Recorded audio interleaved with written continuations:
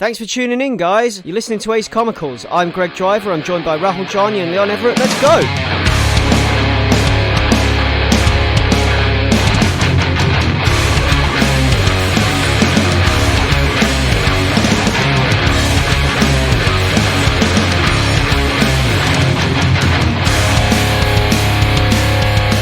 Hi, welcome to the show. It's episode number 44 of Ace Comicals, and today is a departure from our usual roundup of comics because, as you're probably aware if you've been listening to us, we were over at Thought Bubble this weekend up in Leeds. So that's a Thought Bubble comic festival / convention, because it's like a festival that runs for most of the month of September and then they end it with a big convention. So we were up there for the convention, which was really, really cool. And today I'm joined by both my co-hosts, Leon and Ray. Say hi, guys. Hi, guys. Good evening, guys. Yeah, so, it was a really good weekend, wasn't it? I would say so. Fantastic weekend, full of, colour and life and art and just joyous things. It was so good. Yeah, it was really positive and it was really nice and really, really good atmosphere, actually. You know, everyone was there to enjoy comics. Everyone was friendly. Everything was, it felt like you were a part of it and you weren't just turning up to this organised thing, if that makes sense.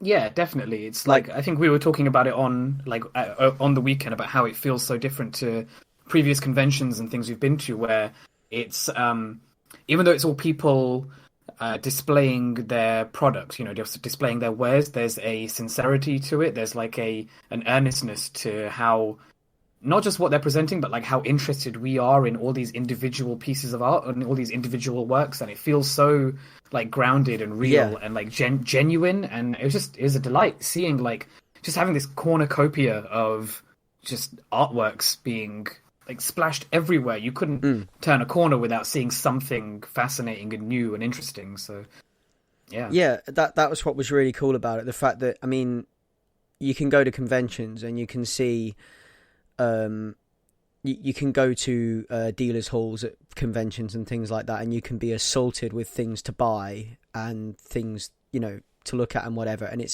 it's all stuff on a shelf. It's things that you can get in your local comic store and stuff like that. But the difference here is you're actually buying it directly from the creator.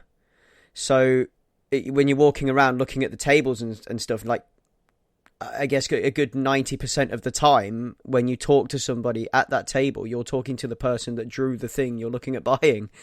So, or wrote the thing you're looking at buying. And that's really cool, actually, being able to have conversations with the creators of these pieces of art and these comics and get a little bit of provenance around it when you're buying it as well. So you can talk about what you can have conversations with them about their work, and it's cool to be able to do that. I like that.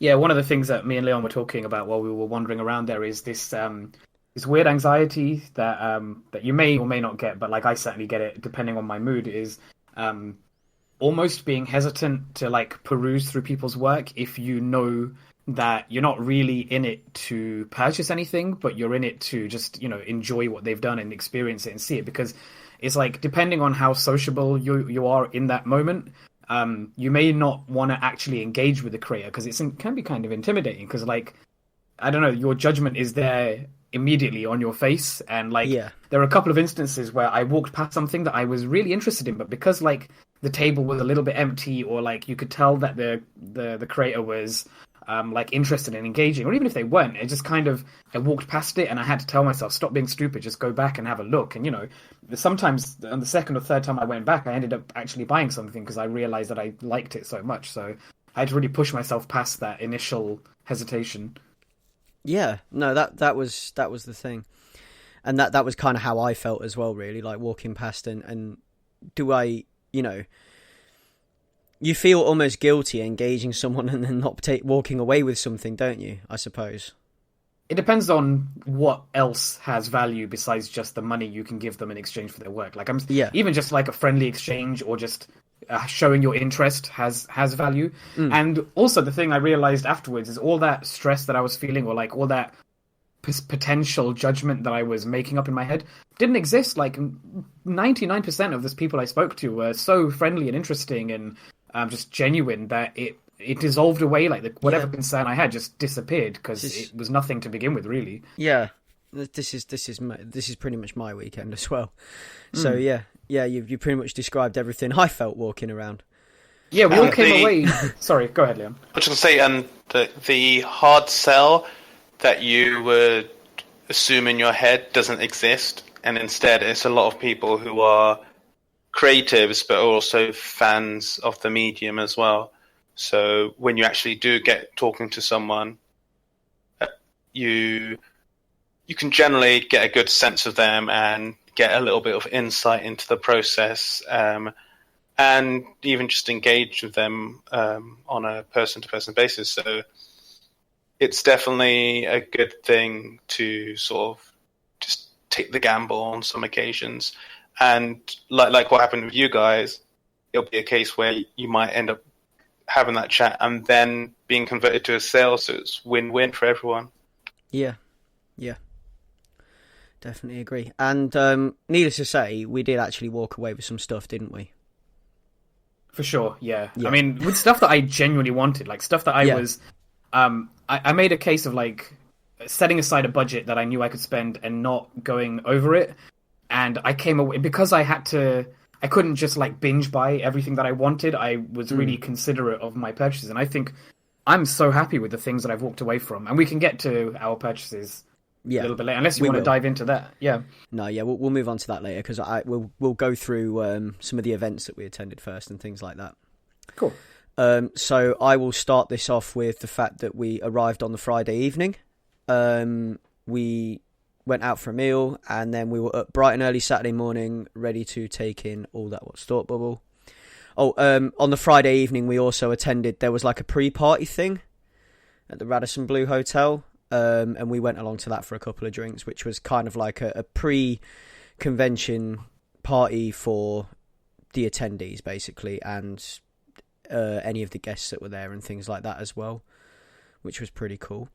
That party was kind of nice because like I walked in and I recognized nobody, and by the end of the weekend I was like, oh, I recognize all of them now.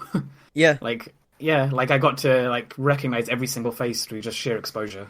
It's weird sometimes because you can know somebody's work so well and not have a clue who they are when they walk past you. Yeah, because they don't put photographs of creators in comics. It's just... or they have, like, really cute self-caricatures or whatever. And, like, it's not always enough for you to, like, get that sense. But sometimes it is. Like, I'm sure I saw a couple of people who are, like, they look like a cute character from a thing that I've seen on their Twitter or whatever, but you're not quite sure, and then you walk away afterwards. Like, of course it is them. Like, they're an artist. Like, of course they're going to portray themselves properly. That's it. And yeah, it was a nice little party type. It wasn't really. I wouldn't say it was like a full party type thing. More of they had the bar closed off, and you could. It was just like we're going to be here. Are you going to be here too? Kind of thing. Like a hangout in a bar, basically. It was kind of nice, and there was it was cool. From there, Saturday morning we were awake and sort of walking around, checking out some of the various tents and things like that. And one of the first events we went to was the Strip Panel Naked panel, which was at sort of like 11:30 on Saturday. And that was something that was really good, actually, and I found that really interesting. So what they were doing is they had a bunch of creators there, and they were going through some of the creative decisions they make when creating a comic page, and how a page is constructed through that. And they had a writer, an artist, and a letterer, and a colorist there. So kind of had all the bases covered in sort of like the broad strokes of comic creation, basically, which was kind of cool. And it's cool to get insight from each part of the process in how that page is constructed and what decisions go into creating these things that we all love and enjoy. The panel itself was hosted by a guy called Hassan Otsman Alo, and he this is like a YouTube thing for him as well. So he did this panel, and it was like a live version of an existing YouTube show called Strip Panel Naked that he runs, which is really cool. Just to cut in very quickly, the way that sold me on this panel was that he describes himself as, think of every frame of painting, but for comics. Like, I think that's a really good description of what he does in this panel and just in his YouTube videos in general. Yeah. And we have, with the other people that were there were Aditya Bidikar, Triona Farrell, Leslie Hung, and Greg Rucka. So we've got there Greg Rucka, the writer. I know him from The Old Guard, which was probably one of my favourite comics last year. And that's coming back again, which we found out in this panel, which I'm quite excited about. Leslie Hung, who is the artist from Snot Girl, I believe. Is that correct? Yeah. Yeah. Triona Farrell, who is a colorist. She worked on Runaways, didn't she? And I'm not sure. I don't know which comic particularly did she bring up that time at the panel. I think it was a page from. I think they had a page from Runaways. Okay. It was gorgeous, whatever it was. Yeah, and Aditya Bidikar, who I know as he's lettered many comics, but I know him as the letterer for Isola, which is something we talked about on this cast previously. And there's some really interesting stuff came out about that actually, but in his part of the conversation. But yeah, it was awesome to get an insight into how the pages are put together, and to have that conversation with the creators. And for them to be having that conversation in front of us, so it's like a peek behind the curtain, but a peek behind the curtain in a sense that you are not disappointed by that, because as you know, do you ever feel disappointed sometimes when you know too much about the process in something, like takes the magic away? I don't know. But, not really. Yeah, exactly. No, very rarely. I get with some things I get that, but with comics it's different. So the best way I can describe it is, to be able to look behind the curtain and not be disappointed. It was really cool. And yeah, we got some interesting insight into what they do and how they do it. Some of the most interesting stuff that came up actually was to do with the lettering for Isola, actually, in the way that languages are like when they create fictional languages for comics, in how they do that and the process towards doing that. Like, how do you choose what your characters should look like, and how do you express expression without too much expression that's open to interpretation, I suppose, is the best way to put it. Because the way that Isola is lettered, it's very sparing with dialogue, first of all. Anyway, as a comic, there's a lot of shots in there that are just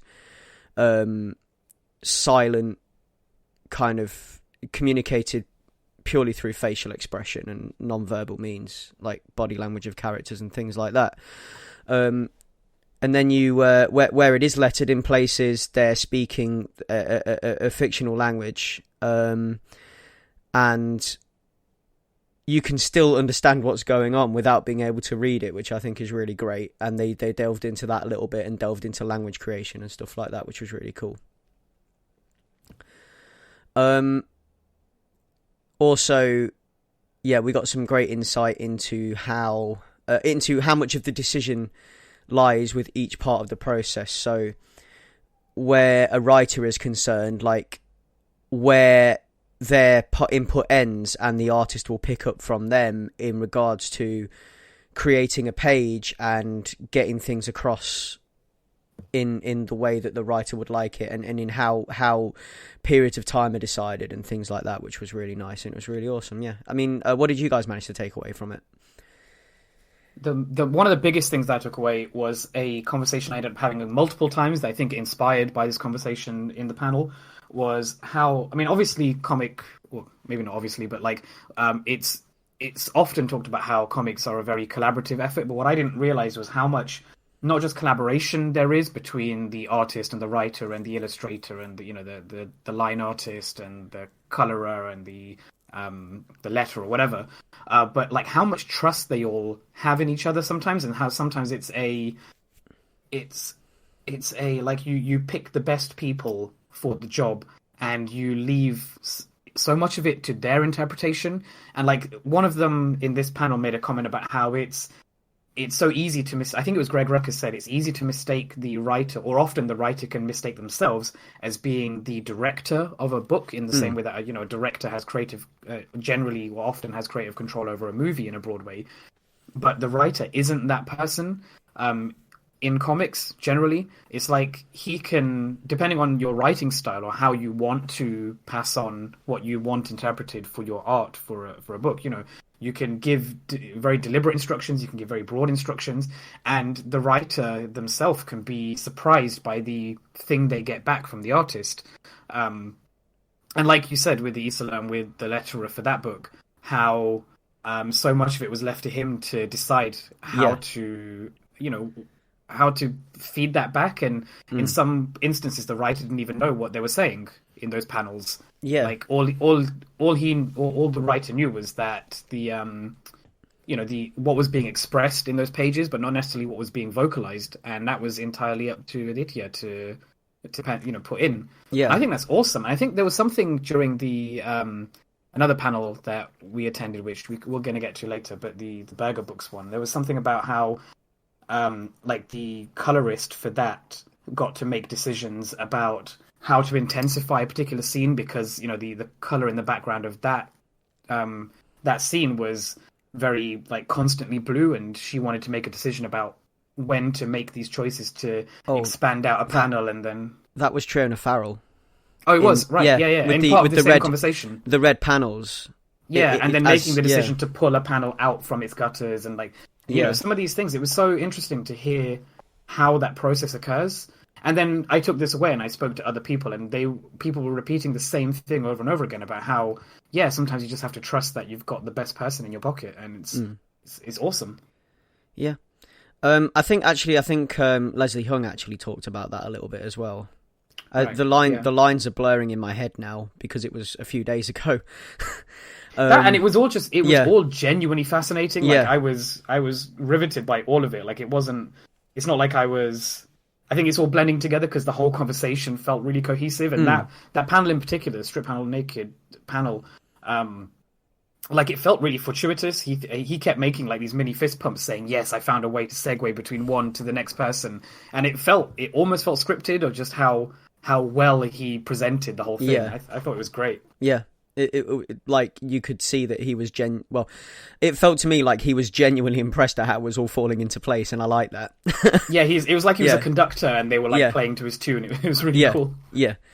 And I think one of the most, when you going back to artist-writer collaboration, and where the line ends with one part and the input of another, one of the most interesting things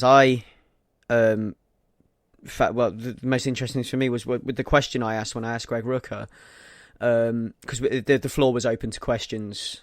They opened questions from the floor towards the end of the panel, and I got to ask where Greg Rucka's input ended and the artist's input began when he was writing The Old Guard, specifically with the action scenes, because how do you script an action scene where there's like 20 dudes piling into a room or whatever with submachine guns and things like that? And he was his answer to that was really cool, because he was talking about how well he would with that particular artist, because I think a lot of this is very team dependent as well. So the impression I got, it largely depends on what they expect from you anyway as a writer, or what they would expect from you as an artist when you're talking to the colorist and things like that, and so forth. And he was talking about how, well, you can't script everything. You can't be too intricate with things like that, because otherwise the artist will hate you, because you can't give them too much direction, but at the same, you give them the broad strokes, and then they will come back to you. And it's quite interesting to hear about that back and forth and how that works out, and how that worked out specifically with their with their relationship. When he was talking about making the old guard, his exact words were, "I pulled the pin on Leo and just ducked for cover," which I really, really liked. I like that, and I like the idea of that approach and being able to do that. Yeah. Yeah. It's really good when you can sort of see the blurring of the lines in that way, and the symbiotic nature, going back to what you guys were talking about before. I think what's really great about this panel, and especially how Hassan hosted it, was it was really effective at shining a light on sort of the below the title sort of roles that sort of get swept under the cover, when people always refer to comics as the writer and the artists, blah blah, and the other jobs like lettering and coloring are almost seen as like a technical like job, in the same way that you think like in film, the sound artist, the sound mixer, like those jobs almost have been not sort of classed or displayed as more sort of technical jobs that don't require creative or artistic merit, when that's clearly nonsense. And it's the same with all these other roles like letterer and colorist and so on, and editor, where like there's so many creative and artistic decisions going on in those roles, but I think there's a lot of ignorance for a lot of fans and readers, and panels like this are really good at shining a spotlight on those areas. Yeah, assuming that things are in like finger quotes merely craft, and ignoring the art behind them as well, and like creative decisions that go into the craft. And yeah, definitely, it was interesting. Moving on from there, I believe the next one along from there that you guys attended on the Saturday was the Berger Books panel, wasn't it? Oh, we've established that. I think I started by saying Berger Books. It's definitely Berger Books, because she said her own name. Yes. Berger, right? Yeah, Berger Books. This has been a point of contention for weeks, listeners. Weeks. Between us guys, it's a habit. I'm sorry. I put my hands up and admit I was wrong. It's me as well. It's a bad habit that I developed, because I've been pronouncing it that way, and I think I knew a kid at school that had a similar surname, and I would pronounce it that way at school, and that was, the given way to talk it. When you would say his name, that was how you would say his name. And like he, if we were wrong, he never corrected anybody, but was that's my doing as well. So we apologize. What would be funny though is if we all misheard it, and it's a third enunciation. That would be great. But the Berger Books panel was really, really good. It was basically Karen Berger, Vertigo legend, come back to the industry and started her own imprint under Dark Horse. And the panel was highlighting several of the projects they've currently got going, and they had a number of different creators there in different capacities. They had Emma Beebe, who was working on Matahari. They had Ariella Cristantina, who's also working on Matahari. Warren Pleece, who's working on Incognito, and particularly Renaissance. Emma Ficelli, who's working on Olivia Twist. Christian Ward, notable for working on Invisible Kingdom. And they also had the Berger Books art director, Richard Bruning, there. And, it was really good. I mean, they seemed to be unlucky where they were dogged with some technical issues. So I would say at the beginning mostly, with just weird resolution of the projector that the technical people working in that hall had to spend a while getting things back up. Is this the infamous potato quality that I keep hearing about? Yes, it is indeed. If anything, it improved it, because it made me, like, while I was listening to them, I was on my phone, like, googling for higher res images of the covers and stuff, and I think it put it into my history, and like now I've got it all. It's cool.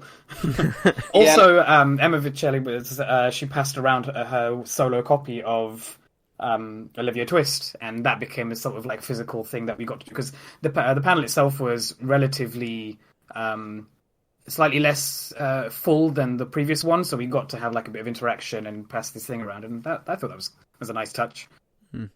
Yeah, no, definitely. It made it more intimate in a way, which was quite nice, where it was less like this massive panel and more like this sort of get together, getting quite near hands on with some of these interesting artists and writers. But yeah, it was quite cool. There was, I think there was a lot of good insight into what, like, without being over what it felt like the mission statement of Burger Book seems to be, and like there's a definite focus on putting the spotlight on like stories, focus on more, I'd say, I don't know, diverse and people who different groups and different people who have been sort of disaffected in certain ways and been given a voice. So there's a lot of really cool projects exploring that and giving us a lot of different stories that you don't see that much, even at the other independent places.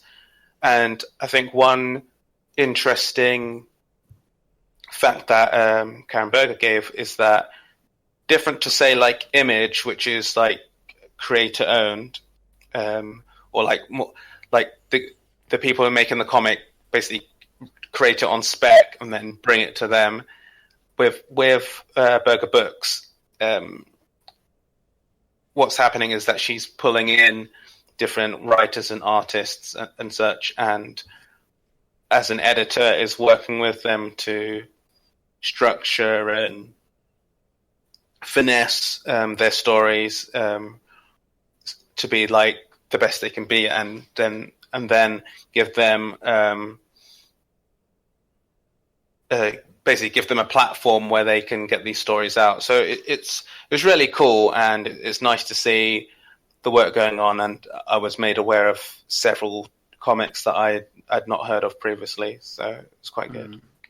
Yeah, to top off your point was like the idea that like you said, the mission statement became apparent that it's not only about allowing people whose voices tend to get overlooked, like, you know, particular minorities or whatever, not only allowing the voice to be heard, but also the story to be heard, like these overlooked stories, as well as overlooked peoples. And I think that's a really admirable stance to have. And like you were saying, she mentioned that she has like she's the final editor for every single one of the stories that she publishes. Yeah, she's the editor.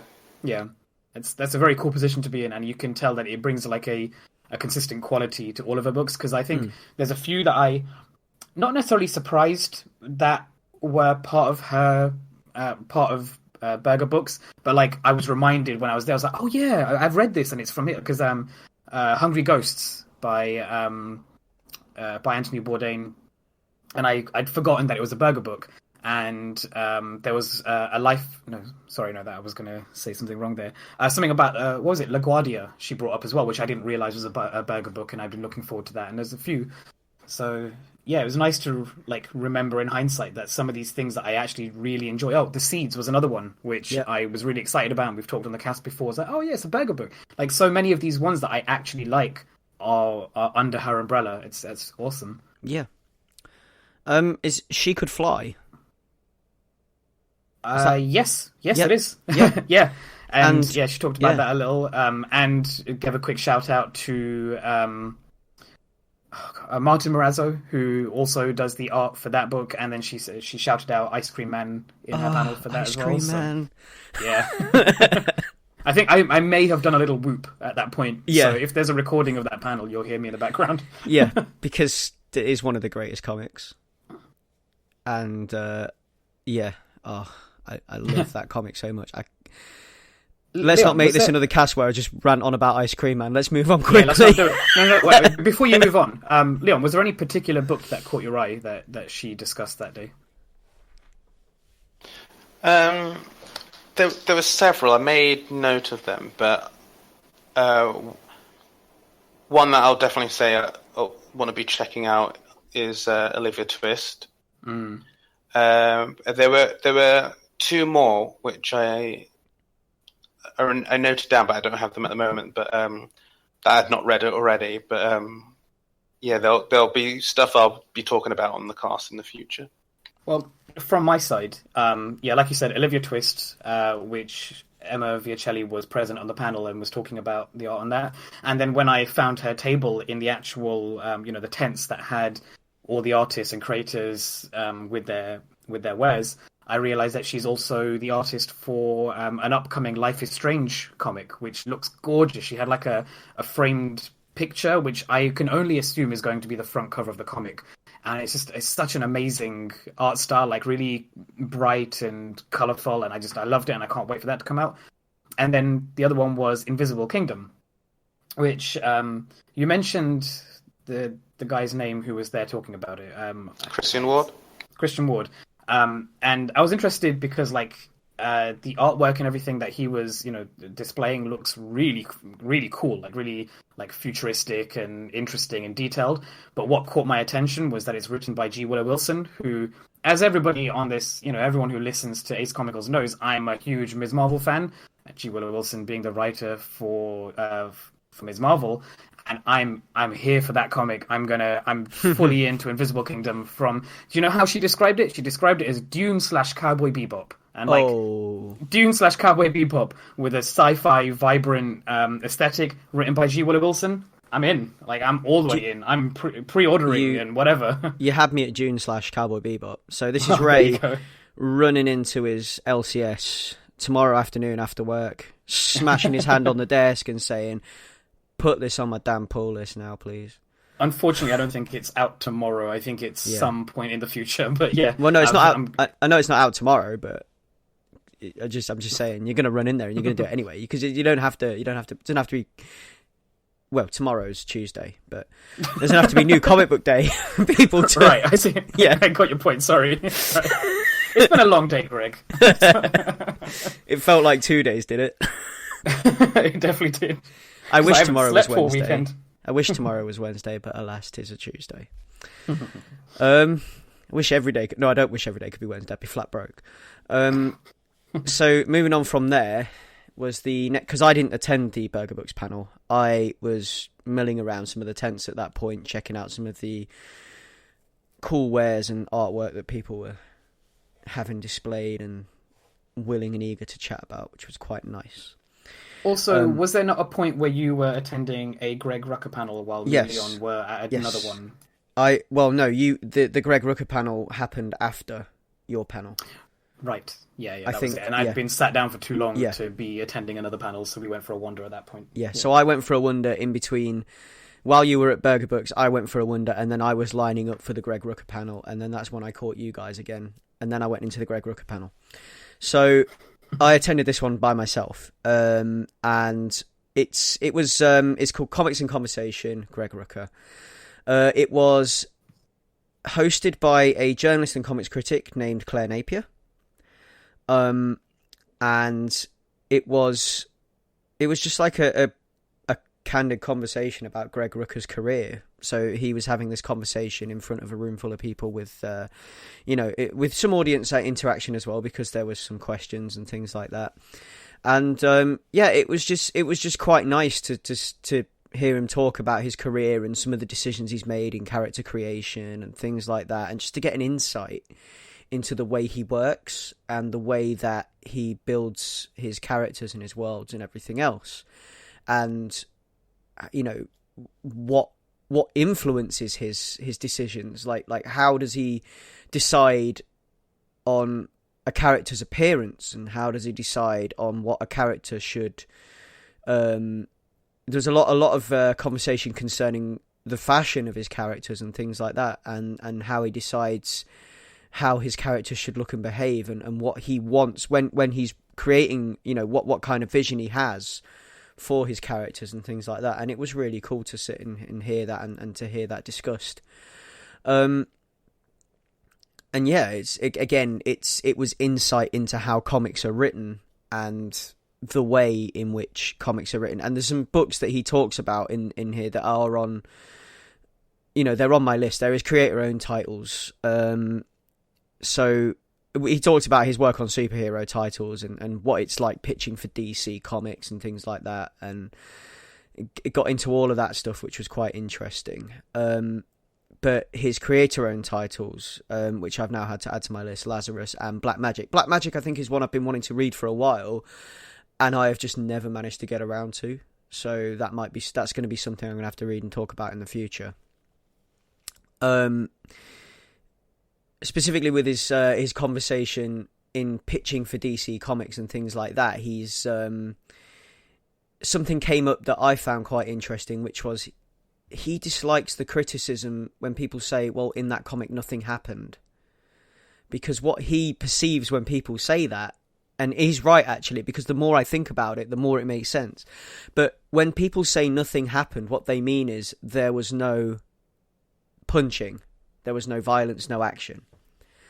And I think that's quite I can see I dislike that too, because it's not nothing, because there's emotional action as well, and which is the point he was trying to get at. It's not nothing happening. It's there's still something happening in that book. It's just there's no punching or violence, which I think is a very bad mindset to be in when you pick up a piece of work and read it, to be turned off instantly by the fact that it's mainly emotional action, which I agree with him there on that. And I thought that was quite an interesting point for him to bring up, and I quite liked the discussion around that, which was quite cool.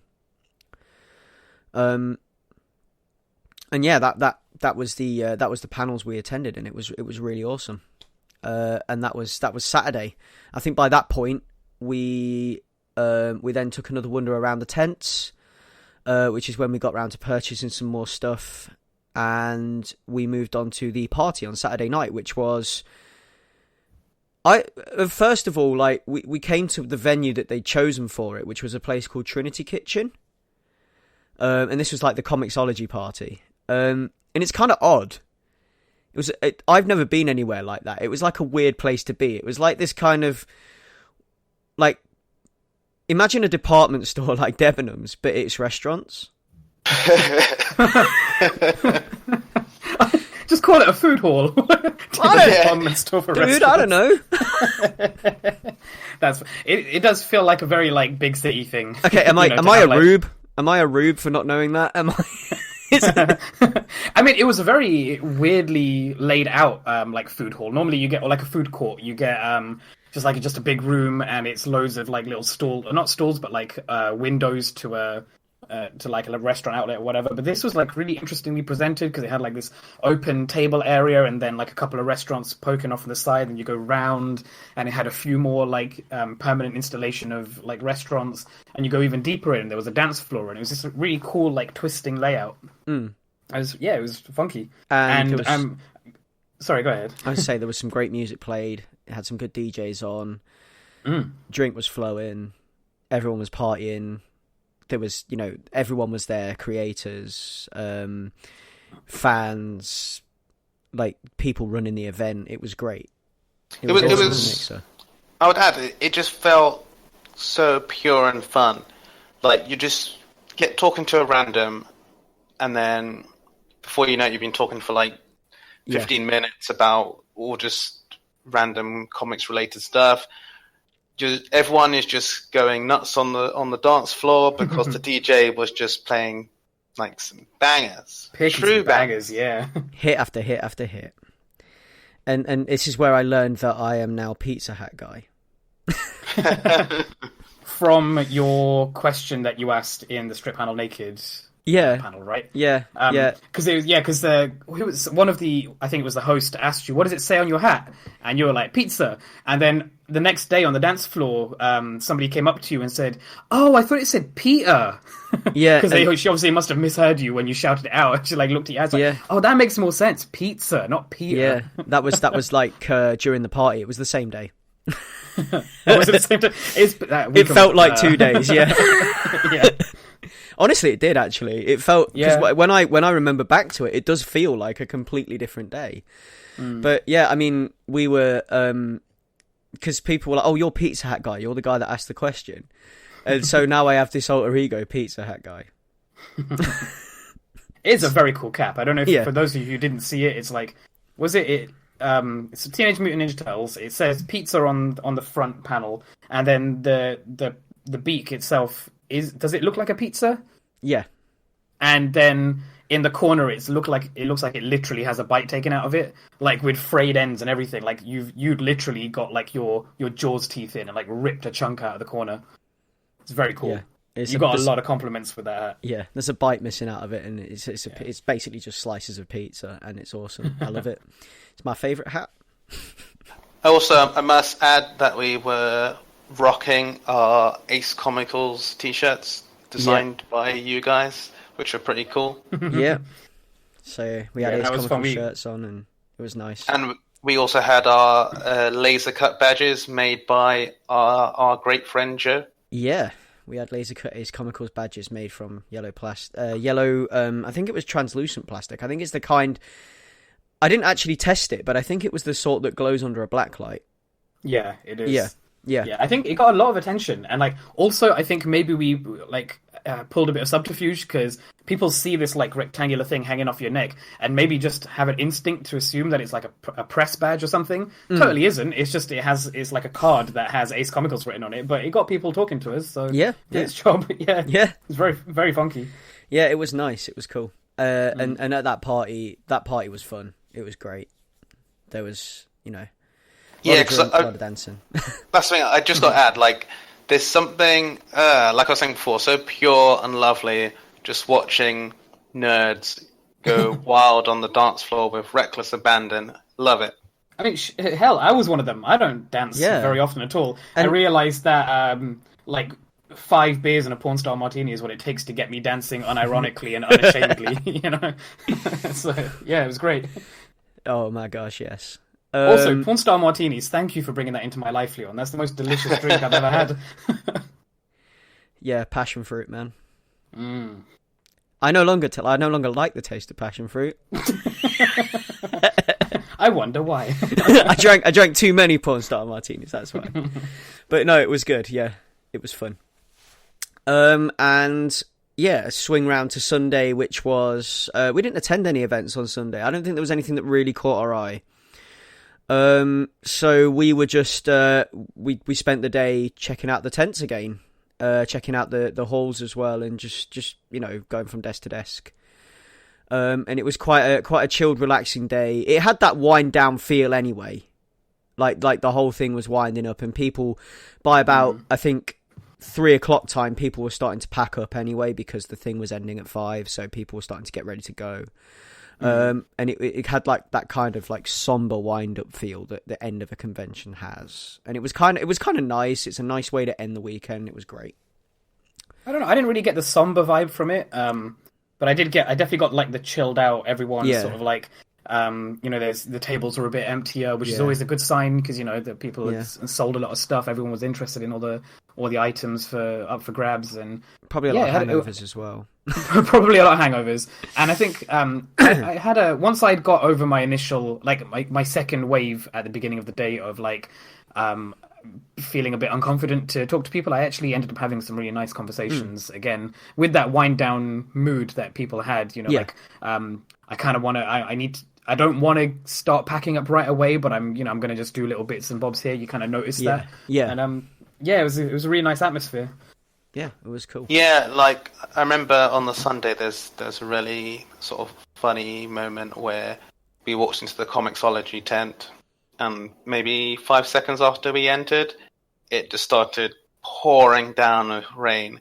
So everyone else who was around, like adjacent, all rushed in to like hide themselves from the elements. But it was really good because I mean, one, the rain made it really loud, but the thing that was really cool about it is that it did sort of flood the place in a way where it reignited energy in the room, and it was nice to walk about it like that, and like just seeing certain areas, like you guys were saying, some of the tables were more empty because people have sold their stock. But then on the flip side of that, there was a wall where people were being encouraged to do a little doodle, do a drawing, and we went there quite early on the Saturday initially, and coming back in the afternoon on the Sunday, and the wall is just covered, including two original Greg Driver pieces.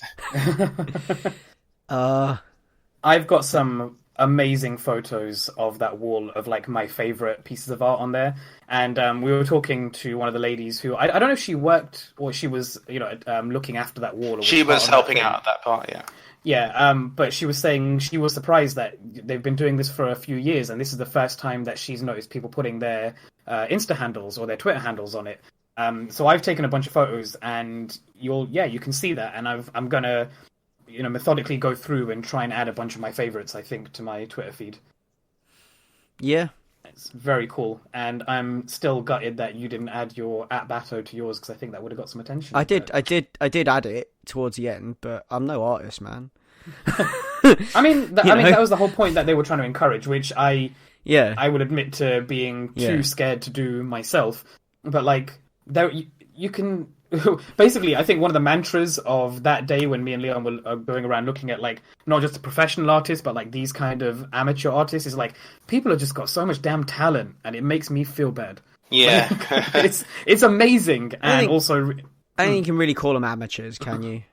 I think that's amateur word. In the sense that you don't get paid. Professional versus amateur in. Not in terms of quality or talent, but like they've put that art up there as a person who's attending, not as a person who's selling. But an artist is an artist. That's the thing. You say you were too scared, but me and you, we did some art, and we did some art in the panel that Greg overlooked on the Saturday. Oh yeah, we went to the interactive Wicked and Divine thing. Oh yeah, actually somebody did come up to me and say, "Wow, you're really talented," and I actually laughed out loud without thinking. Which is very sweet of her to say. It was a cool bookmark. It had someone falling, and then the other side was cool, and it was colourful. It was nice. I was trying to make it Wicked and Divine themed. I surprised myself. Yeah, that was an interesting thing to go to as well, and some interesting conversations there around art and how we express ourselves and things like that, which was quite cool. Do you want to describe what that was? Because I'm having trouble formulating what it was, because we walked in and we were like, we don't know what to make of this initially, and then you kind of understand the thing of it. But it's like basically it was quite a cramped, like busy room. In the center of the room was like this giant table full of like craft items, so like wooden bookmarks or paper masks, and I think the third one was like a little zine, and you had to pick one of those things and fill it in with some form of artistic expression. You guys both picked the little zines, right? Yeah. And I was going to say, I was going to read out what this whole thing was from the actual Thoughtball website, because that's the best way I can think to explain go ahead. to people. Yeah. So, step into the story world of The Wicked and the Divine, comic created by writer Kieran Gillen and artist Jamie McKelvey. Every 90 years, 12 gods incarnate as humans. They are loved, they are hated, in 2 years they are dead. Welcome to The Wicked and the Divine, where the gods are ultimate pop stars. In this immersive experience, you meet characters from the comic who want to help you solve a mystery. As you travel around the room, the worlds of art and science intertwine as you try to answer a question: what is art for? Can you get to the bottom of this conundrum and unlock a door to a secret level? And if you get to a secret level, will you be prepared to face the music? This event is supported by Wellcome Trust. For more information about the comic, visit www.wicdiv.com for any event. Yeah. So that is the Wicked and Divine panel in a nutshell. Panel, it's more of an interactive experience. In a nutshell, that's kind of what it was. So yeah, as Ray was saying, me and Leon chose to make small zines, I think was the idea, and Ray took, which were like pre-folded bits of paper that you could turn into a magazine or something, and Ray had a bookmark. So Ray, before I rudely interrupted you, what were you going to say? Oh no, I was just gonna say what you guys did. I thought was really cool. Like I really liked yours, Greg, where it was a depiction of your thoughts. That was like a Wimmel Builder type image, where every page was a slightly more zoomed out version of, like, it started off on like these Cthulhu style like tentacles or whatever, and like this decrepit hand or something, and then you zoom out and it's in a jar, and then you zoom out a bit more and that jar was on a shelf, and each one of them was labeled ideas. I thought that was really creative. I really liked what you did there. Yeah, I chose the zine thing and I tried to make a little comic out of it. Yeah, I think, what is it? The photographer accused you of cheating by actually making a comic. Yeah. In fact, that's reminded me, we have to keep an eye out for that photographer who, unfortunately, I didn't catch his name or, where to find his work. I'm sure I'll be able to track it down somewhere. But while you were busy doodling, I don't know if you noticed that he was taking quite a few photos of you. So, oh, really? Yeah. So I'm going to have to find those and we'll put them on the Twitter feed. Yeah, definitely. And yeah, maybe that comic will see the light of day. Maybe I'll put it up on Twitter or something. I don't suppose any of you caught the names or like took a photo of the thing which explained the people who were sat around the room, which was the second aspect to this. After you made the your little piece of art, which was then to be judged by God, I wish I could remember the character's name from the comic. The elder god with the veil on her face, who is the one who grants the power. You have to hand over your art to her, and she will judge your work and deem it worthy to ascend. But before you do that, you get to talk to, I think it was like 5 or 6 people dotted around, representing or acting as representatives of the gods from the comic. And you get to have a conversation with them about different aspects of the psychology behind art and the meaning behind art. And we got to talk to the guru and the bartender, I believe it was, wasn't it? Yeah. Yeah, I don't remember any names or anything like that. I'm going to hold my hands up right now and say The Wicked and Divine is a comic I've not read, and I need to read. I think me and Leon have both talked about it on the cast previously. Yeah. Yeah. But yeah, it was a cool experience, and everyone that was in this room who was posing as a character from the comic was actually, this is when it says the worlds of science and art intertwined. These guys were actually scientists. They actually had degrees in like psychology and things like that. Was it like neuroscience and that kind of stuff, where they were able to sort of like actually shed some light intellectually on what art is about and why we express ourselves the way we express ourselves and how we express ourselves and so forth. Yeah, like the first one was in some ways about like the shared experience of art and how you express yourself, and that was the guy who was a neuroscientist in real life. Yeah. And then the second dude we talked to was I assume he was a philosopher or some. Yeah, I believe so. It was in like philosophy. Yeah, and like he had bottles which had drink in them, and we had to pick the bottle which represented a philosopher from history. And like you picked Nietzsche, wasn't it, Greg? That was me, and, yeah. Leon, you picked Plato, and I picked. Why can I not remember who I chose? It was. That's gonna now bug me. Yeah, it was a French woman, wasn't it? And I have a photo somewhere, but I'd have to tweet it, I guess, afterwards.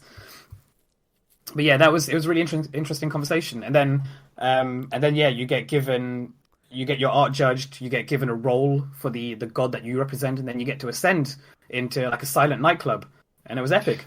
Yeah. You picked Simone de Beauvoir, if I remember That's correctly. it. Thank you. Yes, you're right. And I think we all kind of picked appropriately as well, because the guy behind the bar, the philosopher, was explaining the relationship that each of those philosophers had with art in particular, and I feel like we all actually no. In your case, Leon, I don't think Leon's Plato. No, definitely not. Yeah, but certainly you, Greg, and I think certainly me. They're representative of our feelings towards art and the point of expression itself. Yeah. Yes. Papering over the void. That's me. But no, yeah, it was cool. And then obviously there's the silent disco upstairs, which was nice. That was what you ascend to. You ascend up the stairs and you come into this silent disco, where they have backpacks that let you feel the bass in your body as you listen to the music, and it's quite a cool experience. And like the world's best N64 rumble pack, just like strapped to your hip. Yeah, it's pretty cool. Your back, actually, it was like tied around you. Oh, it was like, it was like wearing a laser tag backpack, laser tag pack or laser tag vest. It was cool. And yeah, it was just a really awesome experience, and there were some sweets that Ray's not been able to let go of since. Those mushrooms were delectable. Delectable. Foam mushrooms. Have you got a bath at your flat, Ray? Just imagine you fill the bath with foam mushrooms. Don't put ideas in my head, Greg. Despite that being the exact opposite of the intention of the thing we attended, put ideas into your head. Don't put ideas in my head. Yeah, no, I won't. Don't worry. Yeah, but foam mushrooms were the thing then after that. I think Ray was on some kind of like quest. Yeah, I had to settle for Frutella in the end. Yeah, which, I mean, you could do worse. Yeah, I'm surprised you didn't go around the room again just to get back in there, just to get the foam mushrooms, empty them into your bag and then run away. I mean, you didn't have your eyes on me the entire time, so yeah, you don't know what I got up to. But yeah, all in all, it was a really fun weekend, and as I said, some really cool experiences. And yeah, so finally, I think we're round to the point where we can talk about the stuff we bought. Cool, dive in. So I'll start, because one of the first things I did was purchase. I got to go around and talk to two of the guys who worked on a little comic that I've spoken about on this cast before called The Spider King. And I got to speak with Josh Van and Simone Diamini, which was kind of cool. Those two were sitting behind a table in. This was the tent where the doodles were happening. One of them, the Comixology tent, and yeah, they were pretty nice guys to chat to. Had a nice conversation with them about the work on the comic and how cool I think the comic is, because I really love this book. I've spoke about it before. If you go back to episode 31, you can listen to me gush and gush and gush and gush. But yeah, it was a nice experience, and they had some of the alt cover for issue 1 out, so I bought one and got them to sign it, which is really nice, and it's going to take pride of place in my collection. And yeah, it was just and I have the same favorite character as them. So my favourite character is Sigrid, and their favourite character is Sigrid, but they don't like Sigrid because they think they find Sigrid difficult because of how they want to represent her. And I understand that like, I mean, like, I like that. I like that they were honest about that and everything, and I like the fact that they try their hardest to represent this character in the way that she's represented in the book. Not going to talk too much about that, but yeah, it's great. So yeah, I got that, and I also picked up some a couple of extra comics here. Got some cat comics, a whole plethora of cat comics. So we got Flimsy's Guide to Modern Living, which is a short comic by a woman called Rachel Smith, who has been around on Twitter, which is where I've seen Flimsy before. And it's just this kind of sweet little book about how to live and how how to try to be happy, basically. And it's nice, and there's some good advice in there, and some cute pictures of Flimsy the cat, which is this kind of like blue cartoon cat, and she's really cool. And yeah, I love it. And like, Ray, you picked this one up as well, didn't you? Yes, I picked that up. It's really cute. I love it.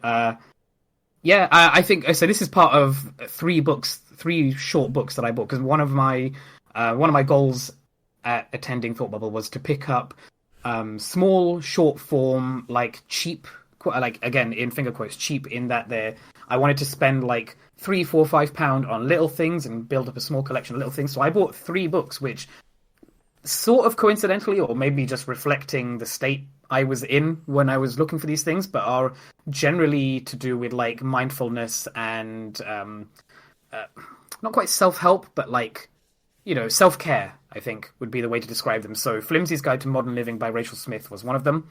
And then I also picked up something called Brain Shoodles by Emily B. Owen.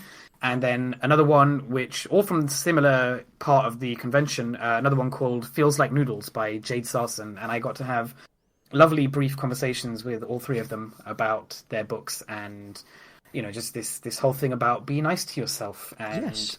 And expressing that sentiment through very cute drawings, which I really like. So. See, our goals crossed over. In my goal was to pick up things about cats. Right, and I feel like Flimsy's Guide to Modern Living is a really good combination of those two. Like, exactly, cute cats, but be good to yourself. Yeah, and really good advice in that book. I quite like it. And that was where the Venn diagram of Greg and Ray crossed over with Flimsy's Guide for Living. I also picked up a book called Shoosh by an artist called Sian Jefferson. And this is about their cat and all the strange, weird things their cat does and what their cat gets up to. Yeah, and it's a really, really little cute book.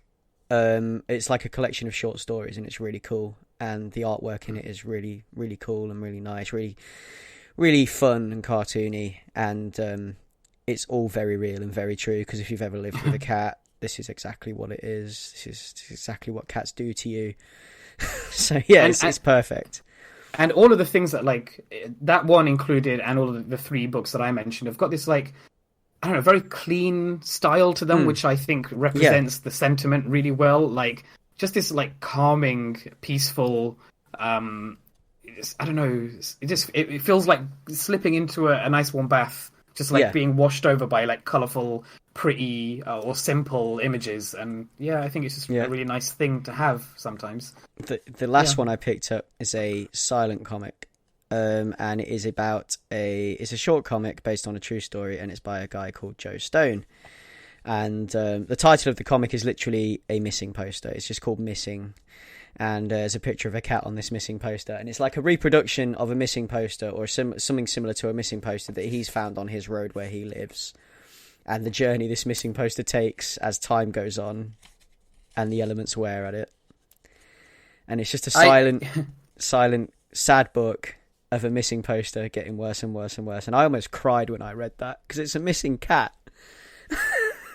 Yeah, I thought it was really heartbreaking, and like I was really torn by, like, the fact that I wouldn't want to own it, like, you know, you give that tortured artist some money, and that's really sweet as well. So I don't know, the whole thing makes me want to. When I was having a conversation with the guy, the coolest thing about that comic is the fact that I said to him, "Well, it can be taken 2 ways, can't it?" Because like it got found. Because it doesn't say whether or not the cat was found. It's just the journey this missing poster takes as it is deconstructed by the elements. So that's either the cat got found or the cat didn't get found. So it's kind of up to you, isn't it, as the reader? Because, like, in either instance, do you think you would go around, like, ripping down the pages in sadness after enough time is allotted that you think, oh, it's not worth it anymore, or like you're jumping for joy that your cat returned, and then you wouldn't even remember the posters you put up because exactly. You would just let them. Okay. Yeah. So there you go. Fair enough. Yeah, so you see, and you can interpret it in 2 ways. And it's also, again, something that resonated with me, because when I open it up, I'm seeing a street of, like, they look like terraced houses in the corner of the street, and there's a parked car next to a tree and a missing poster on a tree. And this is, where I live in Leicester, this is a very common sight. This is something that, like, when I walk down the road, I am assaulted by at least 2 or 3 missing posters of cats and things, and it's quite it is quite something that resonated with me. And there's a story that goes with this as well, is the fact that we actually found a cat once, me and Sophie, that was on one of the missing posters, and we rang the owner, we rang the number on the poster, and the owner apparently came to try and get the cat, but the cat didn't want to know. What? Yeah. That's okay. That's not how I thought that was going to end. Yeah. So what happened? The cat was just like, the cat didn't want to come home. They were trying to like tempt the cat with food and stuff to try and get him back. The cat was just like looking at them from beyond this fence where the owner clearly couldn't get to it. Like, so what? You know. That's such a cat move. Yeah, the cat just didn't want to go home. And you know, I guess there's some closure there, because at least you know they're happy and they're alive. But obviously they're happy where they are, otherwise they'd want to come back with you. But you know, it's a weird thing. But it was cool. So yeah, that was this comic was cool anyway, and I bought it purely because it resonated with me so much. But yeah, I also picked these up with Sophie in mind, because I've probably said it before on the cast, but my girlfriend Sophie loves cats. We have cats, so yeah, there we go. Ray, what else did you manage to grab? A couple more things. So the one thing that I knew coming into Thought Bubble that I was going to pick up is a book called Heat by Gene Wei, published by Piao Books, so that's P-E-O-W. And the reason I know about this is because I've been following @Comics and Cola on Twitter for a while, and it's a really good proof that following somebody on Twitter can be a really positive experience, because and a really good sales pitch as well. Like, I've been following her describing the fact that this book is going to be debuted at Thought Bubble. This was the first time you could pick it up, and it'll be on like the web store, but I don't want to order something off the internet. I'd rather go into a shop and pick it up, and this was available to me, and they were seeding the cover, and it just looks exactly like my kind of art style, where it's very pared down, bold, bright, I want to use the word empty, but it's not quite describing what I want, but these flat, large, bright, bold colors. And I'm in love with it, and I haven't had a chance to read it properly yet, but I was excited for it purely because of Twitter, and I think that's great. It's a really positive experience that I've had with social media, which can be relatively rare, I think. Although most of the comic creators that I follow tend to be very positive experiences, so I was just pleased to be able to have this fandom and come away with something in my hand for it. And unfortunately I didn't get to actually talk to anyone behind that table, but if you're out there listening, then just know that I've been really excited, and it really worked, and I'm glad to have engaged with you through that. And then another thing I picked up was a few pieces of art by artist called Jonathan E, I believe. His website is jonathan-e.com. He wasn't at the table either when I picked up his artwork, but it's a really cool, colourful, blocky representation of Japanese back alleys, where they have a bunch of restaurants, and it's all really bright and colourful in the nighttime. I really like that, so I'm going to frame those and put them up.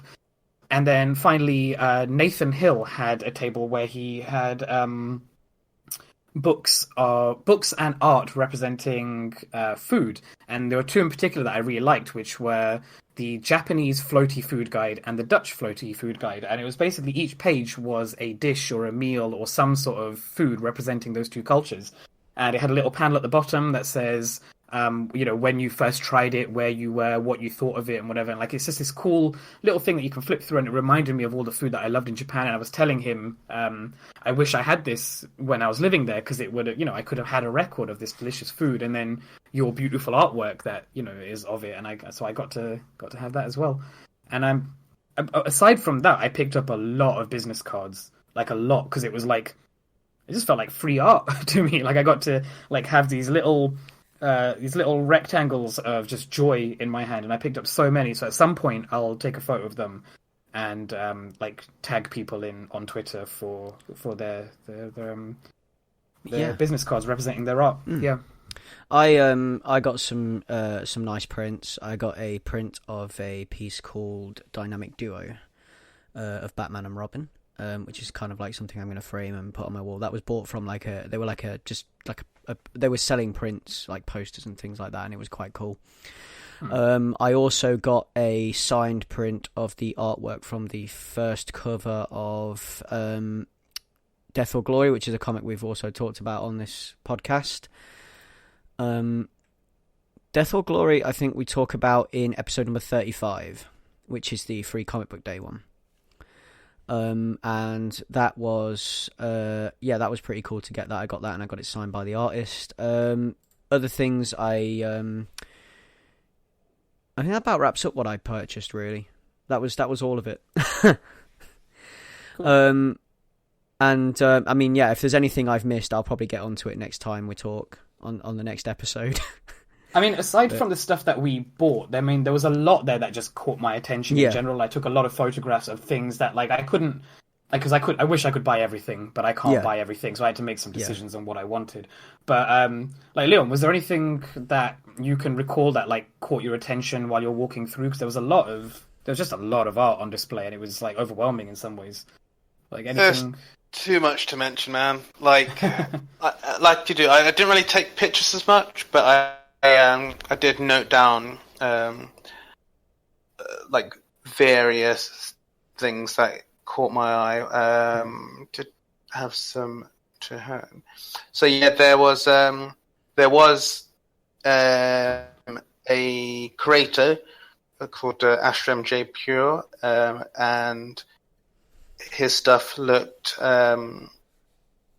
He refers to it as urban mythic, and it's sort of like steampunky, but like with a bit of like fantasy. So it's like that seems quite interesting. There was also one called the Clockwork Watch, which looked really cool as well. But like it's endless. There's a lot of really cool things, and as you were saying, if I could buy like one of everything, it would be great. Oh yeah, I should probably bring up that I actually bought Ashram's comics. He had some comics on sale, and I've bought them, but I've not read them yet. So they're just there sitting, waiting, ready to be read. I got like a box with all of them in. So yeah. Yeah, that again, like part of my mission statement was I didn't actually want to buy traditional comics. I didn't want to really come away with a pile of graphic novels or like trades or floppies. Partly because like I've tried to pull away from buying physical floppies, and I'd like to buy them either direct from. I mean, it's an opportunity to buy direct from the artist, but I also don't have the space for these kind of things, so I try to buy direct online if I can these days. But I definitely made a note of a few, like one in particular that I was so interested in, but I just didn't want to break my rule of buying a trade, was Ram V's Incorrigible Fibber, which is really cool. And I think there's a few. I think I mentioned the Life is Strange Dust. Yeah. God, there were so many. One thing I want to point out is I was very careful about when taking photos that I asked the permission from artists whether it was okay to take photos, because there was one of them who said you can take a photo if you're going to send it through WhatsApp, but she'd had her artwork stolen and like put online in a form that it would be easy to like print it out on your own, or go through a company and get it printed on a bag when she was selling her own bags. And I was very careful not to upload that one to Twitter, for example. So I've got a few which I can't really, like, I've got pictures of, but I don't want to share on Twitter for that reason. Yeah, no, I can understand that, and it's a good mindset to be in, because I think we've all heard stories, or we've all seen stories before of artists that have had their artwork put up on the internet and stolen, and it's quite a mean thing to do, actually, to somebody, I feel. It's mean, it's selfish, it takes away from, I don't know, it just takes away from the hard work that people have put into to themselves, and also like the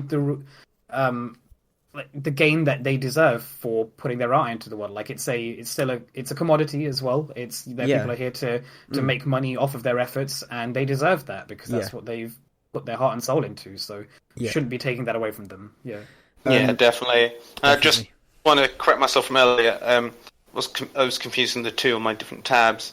Clockwork Watch was written by Yome Ageni, Corey Brotherson, and art done by Jenny Gilblad, I'm gonna guess wrong, but that's the steampunk one, and then the Ashram ones, Ashram J Pure. Those are more horror based.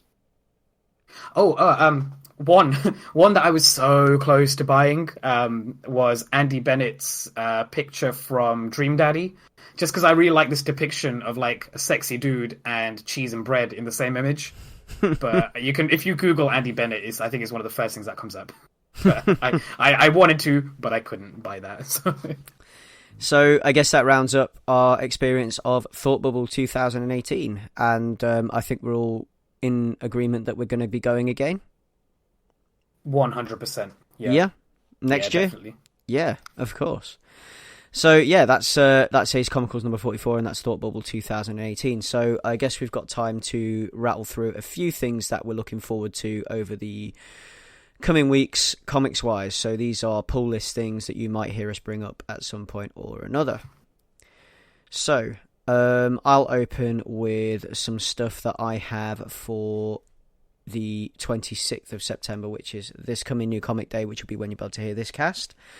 A couple of things I'm looking forward to. I've got a DC book called Heroes in Crisis. Now, this one caught my eye. That is by Tom King. I'll read the blurb. There's a new kind of crisis threatening the heroes of the DC universe. Ripped from real-world headlines by CIA operative turned comics writer Tom King. How does a superhero handle PTSD? Welcome to Sanctuary, an ultra-secret hospital for superheroes who have been traumatized by crime fighting and cosmic combat. But something goes inexplicably wrong when many patients wind up dead, with two well-known operators as the prime suspects. Harley Quinn and Booster Gold. It's up to the DC trinity of Superman, Wonder Woman and Batman to investigate, but can they get the job done in the face of overwhelming opposition? So how does that sound, guys? Because I think, for me, that sounds quite interesting. That sounds very Greg. Yeah. I kind of want that. I kind of want to read that. I like the idea of them exploring the PTSD thing and whatever, and I quite like the idea of that. It sounds quite interesting, so that'll be something I'll be checking out. Also, it's Tom King, so how can I disagree with that? We've also got a new Teenage Mutant Ninja Turtles macro series starting. So Teenage Mutant Ninja Turtles macro series number 1, that comes out October 3rd, which will be the following New Comic Day. And it'll be October, and you know what October means, right? It means Halloween. Yeah. Really? Yeah. Oh, you mean Greg's Christmas? Yeah. Right. So yeah, I'll be starting to get all set up for that, and we'll be reading some cool stuff. But Teenage Mutant Ninja Turtles macro series number 1. So TMNT returns to its roots with new spotlights on individual turtles, but this time they're extra large. So Donatello understands that more is at stake than his brothers realise in order to prepare for the coming conflict. Don will aim to repair his relationship with his mentor Harold and his malicious robotic counterpart Metalhead. Retailers, yeah. So this is the new macros. These new macro comics will set up each individual turtle for the climactic storyline leading to Teenage Mutant Ninja Turtles number 100. We're getting closer and closer to number 100. We're in the 80s now, so it's about time.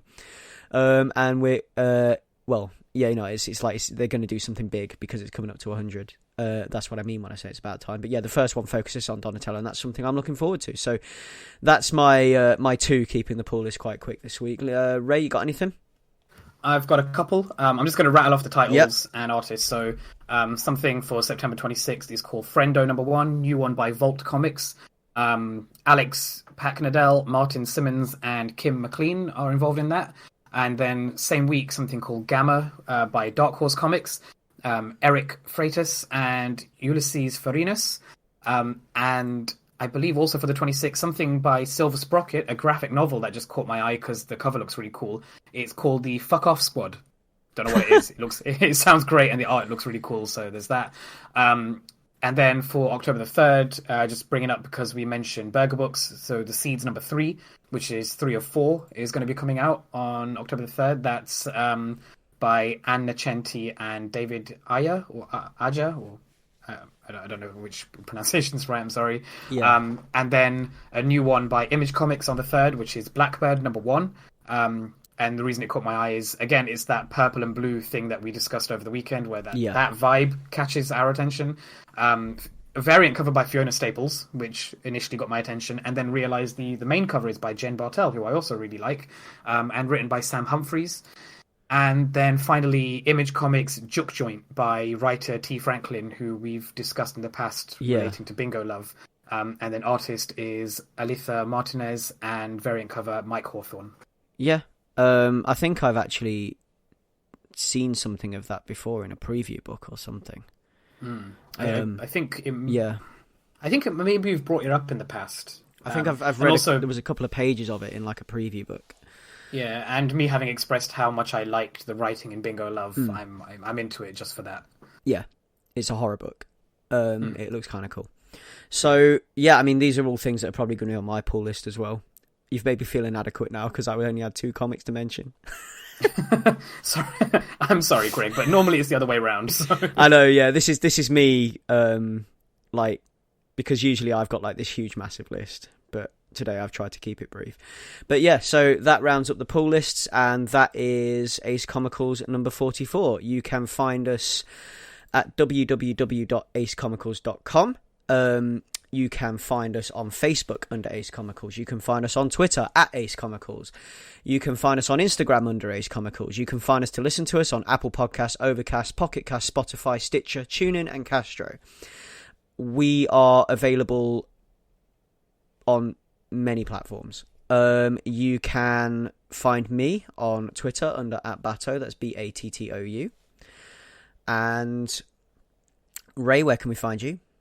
On Twitter at Moonke, that's MOONKEH. And Leon, where can we find you?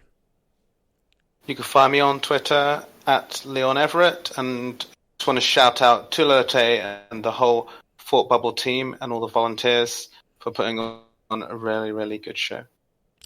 Yeah. Shout out to Thought Bubble because it was great. And also a shout out. Sorry, I didn't mean to cut you off. But also, before we dive off, a shout out to all the people who actually recognised us and who actually spoke to us saying, "Hey, we've listened to your podcast." So if you're out there, send us some messages, send us some tweets. Get involved, and it was really great to meet you all. Yeah, it was nice that to actually meet with people that actually have listened to us, and it's cool. Yeah. Also, if you want to get a hold of us, send us a question. You can get us at acecomicals@gmail.com. So if you want to send us questions, you can go there, or you can go to Twitter, or you can go to Facebook, or you can come to me on Twitter. And yeah, so Ace Comicals number 44, that wraps us up. Ace Comicals, over and out.